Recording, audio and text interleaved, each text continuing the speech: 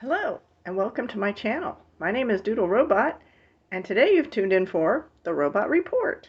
This is episode 10, star date 3/27/24. So today I thought I would just ramble on about several different things. so, first off being, I already showed you this in a haul. This is from the films of Harry Potter. This is Pop. This is Funko Pop. Oh, maybe I need to zoom you out a little bit here. My desk is messy. We're just going to ignore that. Alrighty. Hopefully that's better. I did get all of the Harry Potter movies and all of the Fantastic Beast movies, and now I kind of sort of know what's going on in this book. Last time I'm like, why are they wearing earmuffs? Is it cold? No, it's because these little planty things make a loud squealing noise that kills people or something, because everything in Harry Potter kills people. And I'm like, oh, that's Dobby. I have no idea who this is. That's Drago's dad. And this is the scene where Dobby gets his sock and he becomes free.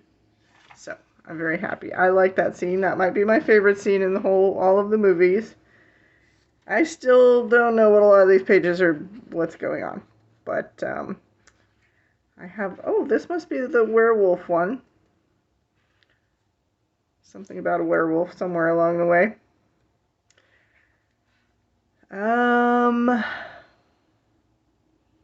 What else? I did recognize some things. I think this is the big dance they had.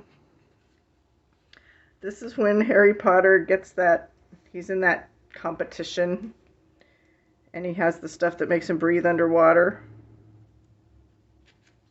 And this must be when they're in that maze in the same competition. It's really specific, I know, but so I feel like I have a little more idea of what's going on. I think I need to watch them again. They were really good, and I just want to watch them again eventually. Not right now, but in the future. I will watch them again. Is this Luna? I think that might be Luna.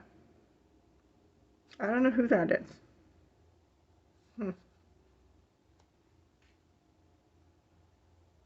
So yeah, thoroughly enjoyed watching all of those movies recently. Sorry I didn't have a video this weekend. I was very stressed and I could not even color. I was so stressed. I'm very worried about my taxes. And so I gave up coloring and just went to excavate the pile of papers so that I could like get all the tax stuff situated, and that kind of took over the whole weekend. Or the majority of the rest of the weekend that I wasn't coloring. On an up note, most of my house is almost done now, getting organized and stuff like that, because, you know, one thing led to another thing, led to another thing, and I feel more positive about the taxes, although I have to spend this next weekend, what is it, like the 30th, the 31st, the 1st, working on the taxes. Because I moved different states. Now, normally I just do my own taxes and I copy from one year to the next. I just put it in all the same spots and we're good. But I moved states, so I'm looking at these like part year residents. Oh my gosh, they're long forms. I need to do it this weekend because I don't know if I can do it, and I may have to go to a tax person. So we shall see. Not a lot of coloring happening recently, but no worries. I've been dabbling here and there. So next, I think I will show you a couple of sneak peeks from my haul video because I'm super excited about them. I found another 4 colors of inks at Hobby Lobby again. These are the browns. I think it kind of rounds out the set for me. I have 6 now. I have yet to even open the other ones. Haven't had time. Busy, busy, busy. But super excited about the brown ones. And this is a sneak peek from my future haul video, the bicycle coloring book. I've had this on my wish list for, I don't know, since I started coloring, I think. And it's been in and out of my cart probably 50 times. I'm not kidding. Probably 50. Because I'll look at it and then I'll go look at the online version of it to see if I want it.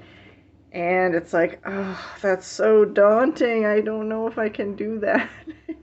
And then I look at colored versions of it, and they're like, oh my goodness, I don't know if I can do that. It just seems so hard. And so it was in my cart at this one store, and it just kept going down and down and down and down and down and never stopped. It got to like $2.54. And I'm like, okay, I'm going to get it. Plus whatever it costs to ship and handle it, like $5 or something. So I'm like, well, it's out of print. I may as well just do it. And this is perfect. I don't know. I think it was advertised as just very good or something, which I usually only get like new or new. So, but this is basically new. It's perfect. It's perfect. And I gotta say, I am so very pleasantly surprised because I'm like, oh, okay, this looks doable. For some reason, on my phone, when I watch videos, like, this space seems so far. Now you're too far away. Let me zoom you in a little bit here. Space seems so big. Whoa, now I wiggled you. Sorry.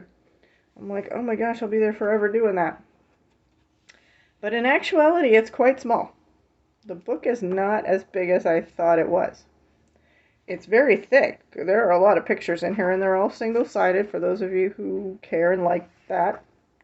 But they seem a lot more doable in real life than when I was looking at them online, so I am pleasantly surprised by this book. Now, the lines are very thin lines, some very intricate details as well. The paper is really good. So probably like watercolor washes or water-based markers, alcohol markers maybe, but like I said, the lines are very thin, so they're probably gonna bleed past those very thin lines. So this will be interesting to do in the future. I'm certainly glad I picked it up. I was just so pleasantly surprised and shocked. You know, sometimes you buy a book that you don't think you're going to like and you love it. You buy a book that you think you're going to love and you don't really like it. So this one, you know, 2.5 years in the making, and I'm very pleased with it. So in case you want to get it. All right, so I'm going to talk about whips, and then I'm going to do a couple of examples of how I'm doing certain things. Number one, because somebody asked me about something, and I'm going to cover that. And then I'm going to cover just something I'm doing actually in Daydreams. So in Daydreams, we have our group buddy color. I've been working on it. The other group buddy color I never finished. That was this page. So it's still a whip. Someday it will be done. Haven't even gone back to that one, but I started the one that's for this month. I don't know that I'm going to be done this month with it because, like I said, next weekend is for taxes. So this is the one we're doing, and I thought I'm going to come back to this because, you know, I thought I would do like maybe it's dark up here and fades up there, or give it the wistful look where it you kind of have the highlight in the center and everything kind of gets darker and goes like that. And I'm like, well, I want to be different from everybody else. And I'm like, this seems like the life that's at the base of a tree. So I'm trying to do tree bark here, and I was doing an experiment. This is acrylic paint right here. And then you can see where I experimented here, but it's a little darker here because it required 2 coats here. And then I'm on top of it with Prismacolors, and I'm thinking that would look bark-like because over the acrylic paint, the Prismacolors are not gonna lay down smoothly. They're gonna be scratchy, kind of like drawing on sandpaper. But that would work well for tree bark. So I'm liking this. This was a good experiment. I really like how this is coming along. So I'll come back to this and I'll show you how I'm doing that in case anybody's interested in that. So yeah, Tiny Life at the Bottom of a Tree, basically. That's kind of its title. That's its working title. Alright, I don't know what's going on there. Alright, so that's one whip I've been working on. This is another whip I'm going to come back to because somebody asked about how I do. This is a wallpaper page. in Johanna Basford's, what was this? Magical Jungle. So I may do, as soon as I get closer to finishing the background, I may do a color along with this one and kind of film each of the elements. We will see. I usually work on things over the month or 2 or 3, so it could be a long one in the making. But somebody asked me how I did my modeled backgrounds, and this is kind of a big model background here as opposed to like tiny little models. There's a variety of ways to model something, but I'll do a quick demonstration of that because somebody asked, so we'll come back to that one. So yeah, I'm looking forward to that one. I've been enjoying doing that background. I started in my Mulgani coloring book. This is a buddy color with Taniki. Hopefully I said that right. We are doing Journey to Lockhart. And I was going to use watercolor. When I was looking at the page, like alcohol markers was screaming in my brain. And these books are not all single-sided, but some of them are. I was worried I would ruin the back here, but I'm like, oh, that kind of looks really cool.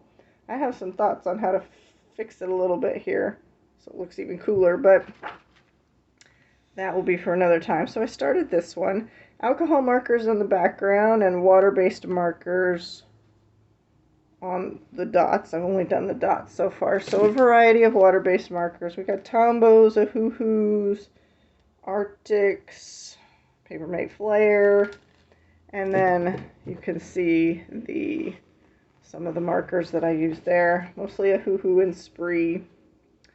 Very colorful. This is, she does it differently, but this is kind of her color palette that she uses, that she goes to a lot. So I was researching this artist's paintings and wanted to kind of work in her color palette a little bit. It's not quite like hers, but it's the colors. So yeah, I'm looking forward to finishing that one as well. So that's underway. We got Curious Creatures. Oh yes, I finished my background here for the big giant squids. This is another Prismacolor modeled background. This is 3 red colors. I was going to do the demonstration on this one, but I finished it, so I knew I would start another background because I work at 4 days, 10-hour shifts, and then I have a long commute, and by the time I get home I'm tired, really tired. But sometimes I want to color, but I'm too tired to like make decisions, so it's nice to have something that's pre-planned that I can just sit down and like expend a little bit of energy, have a little bit of meditation time there. So finish that. I just have to do the squids. I already have some ideas for the squids there. And I've also gotten farther along. If you're not seeing a whip, it's because it's done, most likely, because there's, I don't know, the done pile's getting a little big over there. This wallpaper page is farther along, a little bit here and there. And probably, if I were going to color this weekend, I don't know if I will get to it, but I would probably be finishing this one and the later one, and probably the Mulgani one, and I would probably do a finished pages, but I don't know. I'm gonna really focus on my taxes, so I don't know that I will have time to color this weekend. But yeah, this is farther along than it was last time you saw it, so it's getting there. People tell me that they like to see my things as they go along, so that's where that one is. And this one is almost done, so close to being done here. We've got the Madonna and Cat, or Crazy Cat Lady and Cat, is that what we're calling it? I worked on the background a little, so I just have a few areas to do. And right now, this one I have just straight colored, just block colored, no shading yet. I don't know how much shading I'm going to put in here. I may go on top and add some shading, or I may just leave it. Sometimes it's just nice to sit down and block color something and not worry about it. I like how the colors work together thus far, so very close to getting done on that one. So those are all my whips in progress right now. I have some others, but they're long-term whips. You've already seen them. So let's go back to the questions that people had. All right, so we're going to get out. We'll do Joanna Basford's Magical Jungle first. I'm going to zoom you way down here. And we'll look at how I am modeling, how I do kind of a large model. All right. Oh, actually, I've got to switch glasses here. Okay, so this one happens to be with just two colors, which we've got, I think this is as far as I can zoom you down. Oh, there's a little farther. Okay. So this one is with the one over here. Just two colors. Sometimes I use three, sometimes I just use one. I need to switch glasses so I can see what I'm doing here. Okay, so we've got Peacock Blue.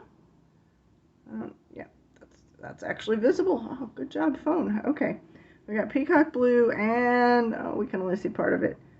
I believe that's light cerulean blue, because there's not much left of it. Okay, so for modeling, I want to kind of continue where I left off here, so I'm going to turn the book. So I want this blue, there we go. I've got enough blue here, I think, and I want to fade it out, and then I'm going to use the other blue here. So I've got enough blue here, so okay. Am I casting weird shadows? A little bit, but we can live with it. Alright, so to get a nice fade, takes a little bit of patience. Like I said, this is one of those things I'm using when I'm super stressed, super tired, but I want that meditative time. So I've faded out pretty light here. It's going to get darker back here because we need it to kind of blend. I do a different strokes depending. A little bit of flecking, a little bit of circular motion, whatever works. I just go slow and build up the layers.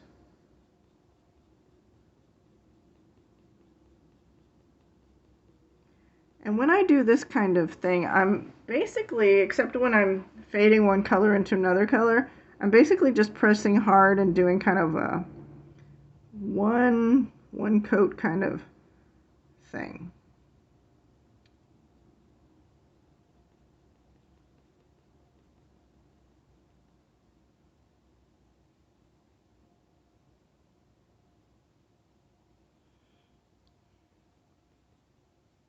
These blues aren't too close to each other, so that's why I have to take care when I'm doing the blend. If they were closer to each other, I wouldn't have to take as much care. I could almost just smush them, which is nice sometimes. But in this case, the two colors almost where they blend together almost create a third color, so that's why I chose these two colors. Alright, so we've got a pretty nice smooth blend there. Whoa.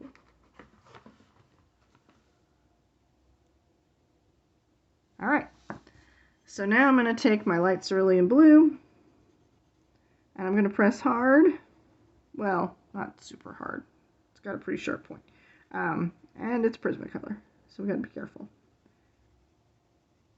And I'm just going to blend it right into the blue. I'm going to overlap the blue. I'm doing circular motions to kind of disguise it.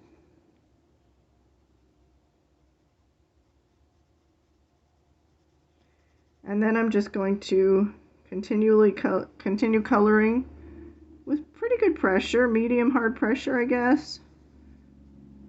I don't want to be going over and over and over it again. This is a background, so I just want to kind of get it done. Love doing backgrounds. All right, and so then I would continue until wherever I want to fade the darker blue into the lighter blue. Now, I prefer to do the darker blue and fade that out and then go over it with the lighter blue. I find that works better for me. But I've noticed other people do it the opposite way, and theirs always looks fine too. So, but my brain likes to do it darker into lighter. So that is how I do a fade, and then the rest of the design is just randomly placed here and there, just kind of as it works out. So that was very relaxing doing that. Okay, so we will move on to the other one I was going to show you. Nobody asked about that one, but I thought it was an interesting experience. Something sticky is on my papers. All right, so yes, having fun with this Joanna Basford wallpaper page. The other one, the interesting experiment, was where? Was in Daydreams. So let's show that one a little bit. I can't be talking all day today because my phone only had like 45% power when I started, so we're gonna have to hustle a little bit. All right, so we'll get you zoomed in here. So this is painted with, hold on, I'll get it.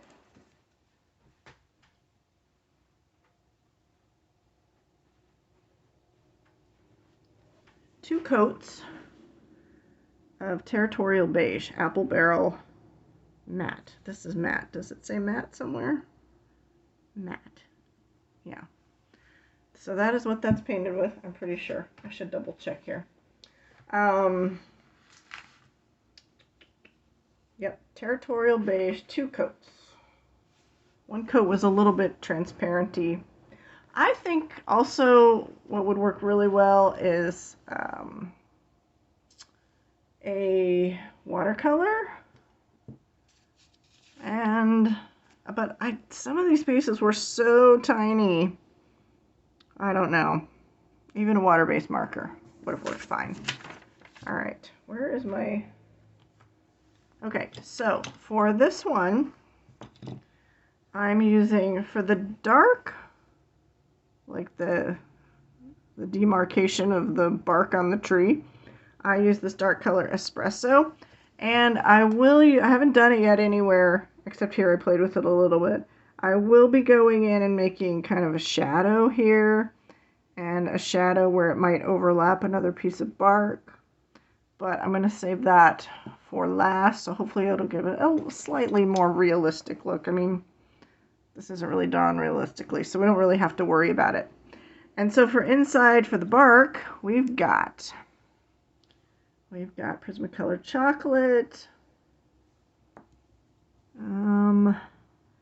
Light Umber,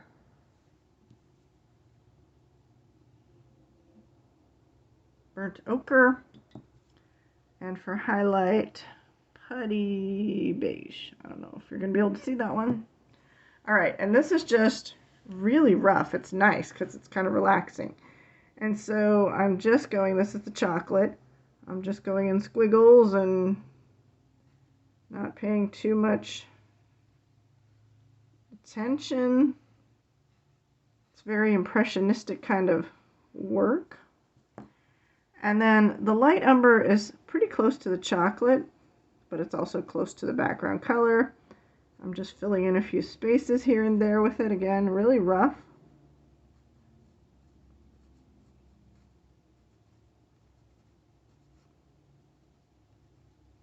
You don't have to worry about being neat. Although I did get carried away here and there and went out of the lines because I was just like having too much fun, like doing all kinds of squiggles and stuff. I think this redder brown is really what makes it come to life. And so we're going to try to put that in all the various spaces that we didn't color here and there.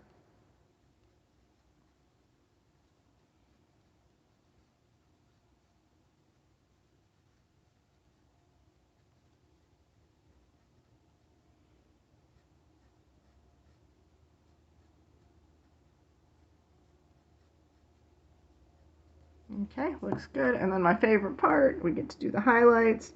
which kind of brings it all together.